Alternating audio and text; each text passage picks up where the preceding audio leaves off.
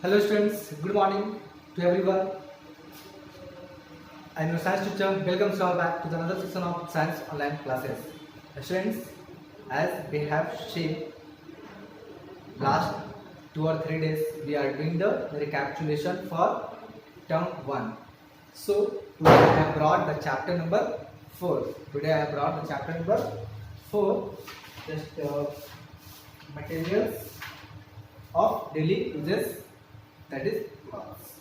Okay students, so today we will, as the recapitulation we have seen in the last video, same way we will discuss again the question number A, that answer in detail I will send you as a PDF file, and answer briefly that I will discuss now.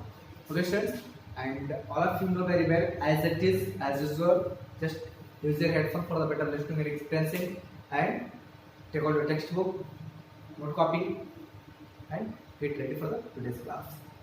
See students,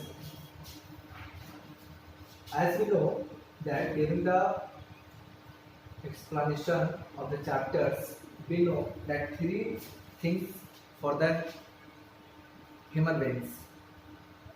It's compulsory, mandatory. Do you know what is? Food, cloth, and shelter. That we called in Hindi roti, kapda, or makan. It's a initial and compulsory important things, that is initial or primary. You can say that the primary things which is required for the living beings. Okay, roti, kapda, or makan. It is food, shelter, and cloth. So, see students, in question number 1 that I will send you as a PDF file, but I am talking about question number B.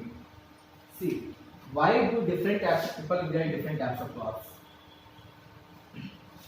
Have you remember students why the different people used to use different types of cloth? Number 1, anybody can say? Due to the climatical condition. Number 1.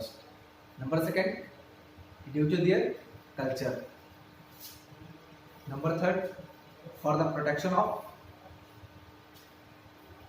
their body from climates as well as animals also. Animals, insects, etc. Okay students, so I hope that you people have understood how to write the answer. That's it's your work to how to write the answer. Only I am giving you the step, I am giving you the direction how you will solve the question. On that, assisting you. See, what are the conditions required to grow cotton? It was already discussed. What is the condition? The condition that weather must be warm, not too much cold, not too much summer. It means warm. It means you can say that the temperature between like 20 to 30 degree. Temperature like 20 to 30 degree between required for the better growing of cotton plant. So students, see number 3, from which part of the plant is cotton obtained? You know very well, cotton obtained from cotton balls, and that is called the part of fruit. So that part is called or considered under the fruit of a plant. So students, number 4, what are the conditions required to grow jute? To grow jute, that conditions required humid weather, okay, where summer, where the warm is not too much, and where the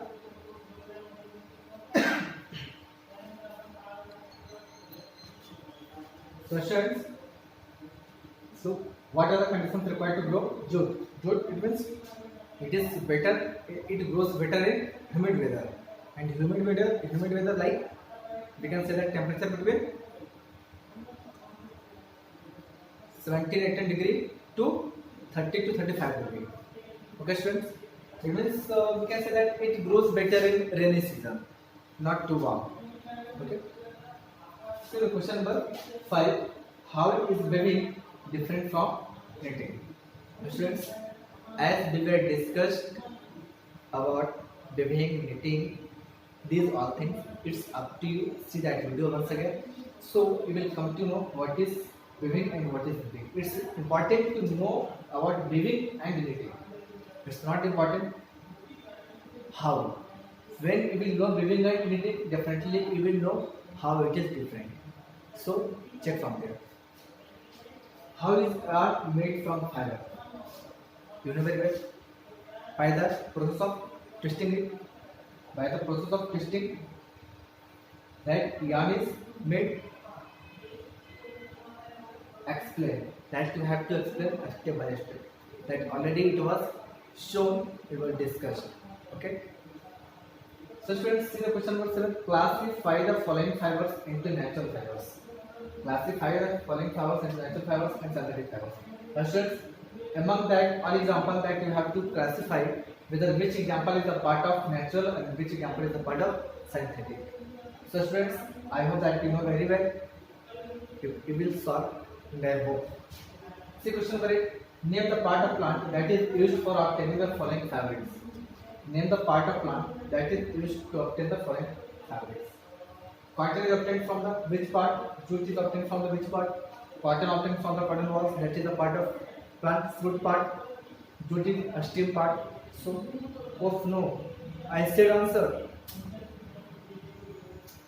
The people are very smart. I know very well. Already I have said the answer. It's easy for you. Okay, I will take care of the next time. Name the season in which the following crops are harvested. See, name the season. Which season? You know very well. So go through the chapters. Okay, it's all about the chapter number 4, and I hope that these questions are understood by you all how to solve. Okay, students. So once read the chapter again. Okay, then after you will come to know all answers. Where already more than 6 or 7 questions already I have told the answer. Only 2 or 3 questions were left. So try to yourself. Okay. Till that, stay safe, stay home. Bye bye. Thank you.